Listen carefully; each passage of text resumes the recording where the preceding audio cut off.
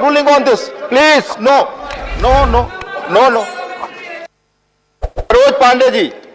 सरोज पांडे जी।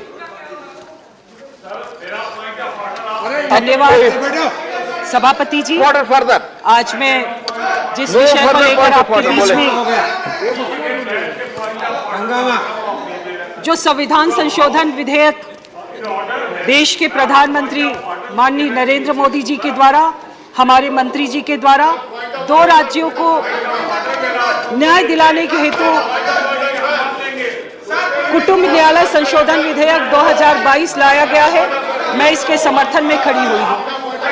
भारत एक ऐसा देश है जो सदियों से अपनी सांस्कृतिक परंपराओं को संरक्षित रखने में विश्वास करता है, और हम जब अपनी सांस्कृतिक परंपरा को समृद्ध बनाने के लिए, अक्षुण्ण बनाने के लिए प्रयास करते हैं, तो उसमें परिवार एक बहुत बड़ा भागीदारी निभाता है।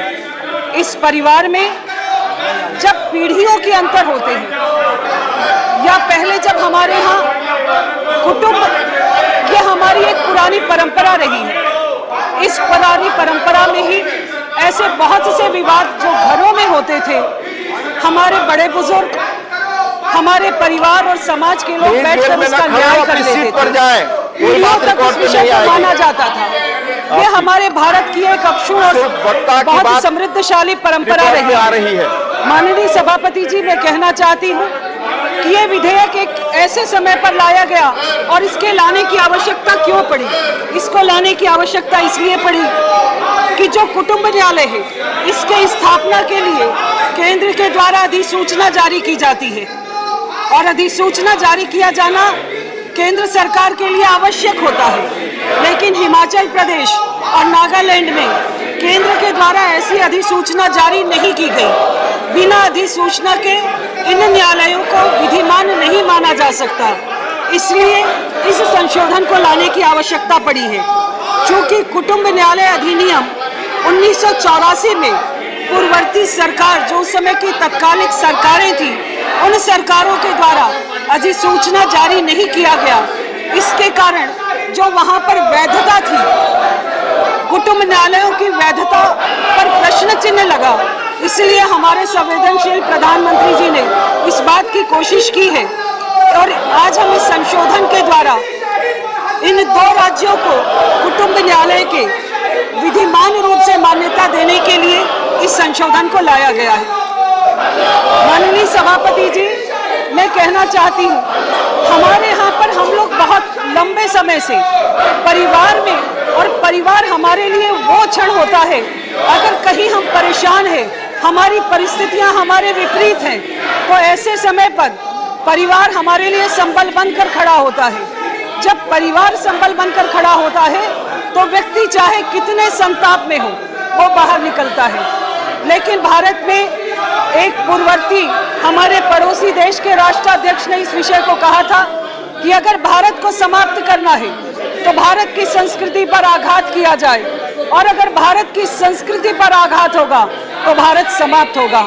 पाश्चात्य संस्कृति ने भारत की संस्कृति को बहुत हद तक आघात पहुंचाया है। मैं कहना चाहती हूं कि भारत की संस्कृति बेहद समृद्धशाली रही, लेकिन इस समृद्धता में जो पाश्चात्य संस्कृति है वो धीरे धीरे कहीं न कहीं प्रवेश करी। जो संयुक्त परिवार थे वो संयुक्त परिवार टूटे, एकल परिवार ज्यादा बढ़े।